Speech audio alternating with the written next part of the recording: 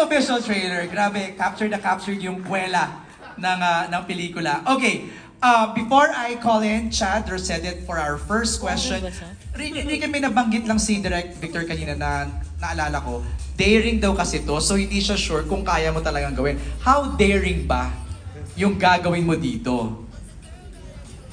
Well, Nagpakita ka ba? ha? Nagpakita ka? May isang scene. May isang scene. Na, syempre, kailangan ko i-prove na hindi nga ako si Big Bird, di ba? So, Okay. yung scene na yun. Pero it goes to a very intense scene na weird dynamics hindi pa ata nakikita. Ever. Hindi nyo ba napanood yung pelikula?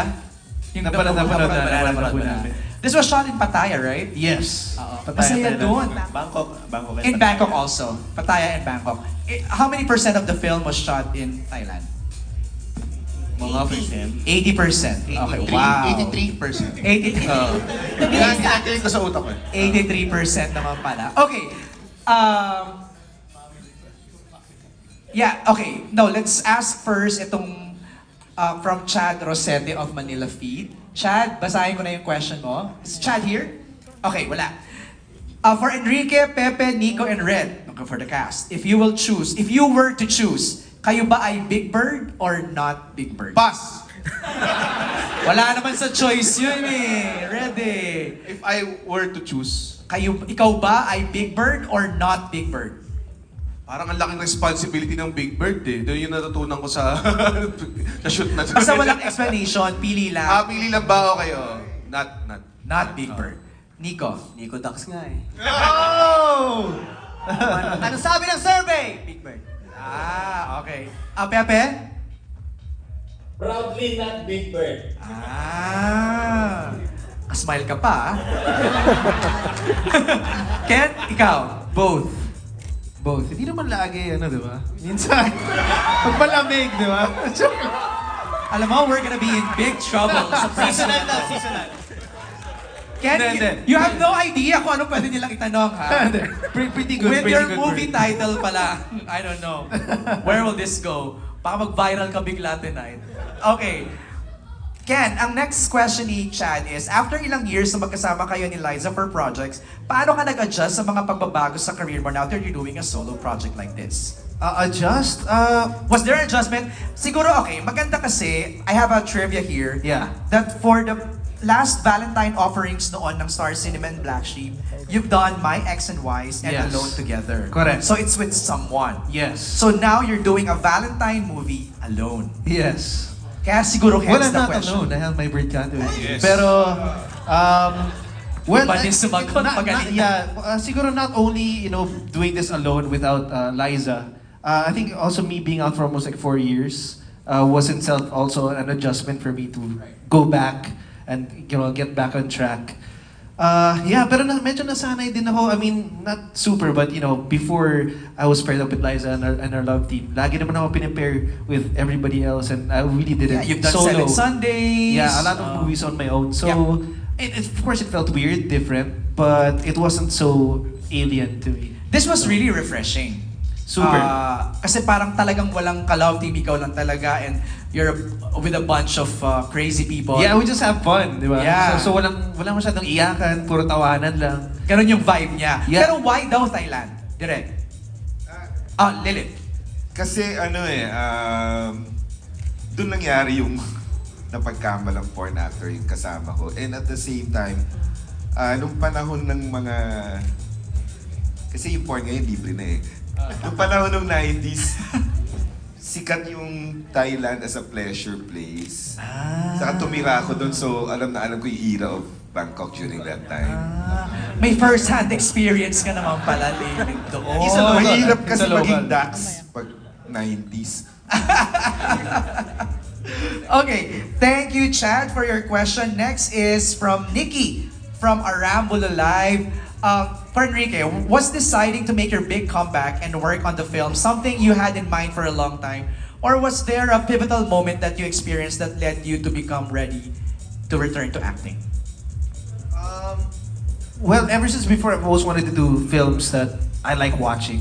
Not necessarily like comedy, but in my mind, I really want to do a crazy adventure comedy movie. which this is the one. And Hangover and stuff, you know, I'm a big fan of comedies kasi. So I've always wanted to have that in my list of projects na gagawin ko, and more other genres pa. So when this came up, and I was like, yes, I need to do this, and I think it's time. Especially, you know, everyone's coming back. The pandemic ended. Everyone's starting to open up and go back to watching films, and yeah, I think it's just nice to do something different, something exciting. Saka sa mga single sa Valentine's, no? Perfect nung ano. Oo, I mean lahat single. Barkada actually. Barkada, kahit wala kayong, sabi nga nila, pag wala silang maisip, you know, kung gusto mo i-date isang girl, Right. it's the perfect, you know, Right. excuse. So, may sabi ka, bukay. Pwede mo rin sama yung parents mo. Oo. Sure ka ba dyan? Oo, pwede. Yes. Pwede. Manonood din si May Mama. sigurado ba? Totoo ba? Yeah, sorry mom. You know what, MJ, I'd like to add lang din. Kasi baka iniisip ng mga tao, it's all male na nasa cast. But you know what, Correct. when I watched it, pag pinapanood din namin, kasi pinanood namin siya sa mga taga AFPI din. Okay. Yung mga females talaga, grabe nag-react din talaga. Tawang-tawa din sila. Tawang-tawa din talaga sila. It's really, hindi dahil male yung ano namin, cast namin, it's just for the birds and the big birds. Right. It's also for the bird lovers. Yes. Yes. Yes. Totoo. Talaga. As in, it's for everyone, Kasi especially yung parents din naman namin, pinanganak kami dahil sa bird. So they will not get it. Kukay, what happened to you guys? Parang hindi ka na magkakakilala ko sa inyo nung nag-NMA tayo. Influensya ng kuya. Ay, At saka, Crazy. If I may add lang Chari. to Kukay, when we were developing kasi the script, the story. si Chari parang ang bait-bait eh. So hindi ko ma-imagine na nanonood siya ng I Am Di Not halata. Big Bird. Ay, di halata. Yeah, but like I said, when we were developing the story of Big Bird, we wanted to do a comedy that would transcend to all genders. Yung hindi lang ma-enjoy ng mga lalaki, but at the same time, ma-enjoy ng mga babae, ng queer people, everybody across, and the whole family. Kasi gusto namin na yung lahat tatawa. At saka gusto namin hindi yung may ma-offend kami. We want everybody to have fun when they watch Big Bird. Pero bakit gano'n ang name ni Pepe? Hindi ko masabi. I can't say it. May age, pwede mo sabihin, may age Pwede mo naman yun. sabihin. Pepe, Parang ikaw jump. magpaliwanag. Titi. Praja? Titi. Oh, TT with an H. Spell. T-I-T-H-I. Ah. Sino nag-isip nun? Joma, ikaw? Giting natin mga manunulat. Si Tigas Tito yan eh. Hindi, kasi sa Thailand talaga, yung mga names nila, hindi naman sila Western names. Right. So maraming mga names sa kanila na parang we find Funny. Oo, pero they mean something else. Like yung name ni Pepe doon, it means na happy-go-lucky. Oo, so pagka tinuloy, happy-go-lucky, T. Ah, okay. yung, Alam mo yon, Pepe? Ngayon ko lang naririnig yun. Sir Joma for sharing ha. Pangalan ni Pepe, pati in real life, tapos sa character niya, hindi ko na rin maintindihan. Ewan ko kung na-gets niyo yun. Ay, nako. Ranvel, huwag mo na isama yun. Nico, you've done so many different roles in your career. What's your ultimate dream role that you hope to play one day? Naks naman. Sa'yo pa talaga tong question na to. Wala naman pang masyadong mga nagawang role. Pangalawang beses ko nga gumanap na gay role. Una yung para kang papa mo. Siyempre yung gusto ko naman action comedy. Yung mga ganun. Matry naman. Makahawak naman ng paril para lalaki ako. Matigas. Para maiba naman, di ba? Oo, para maiba. Okay, may mga friends tayo here inside the theater that wants to ask question. Alex Brosses from the Daily Tribune is here. Alex,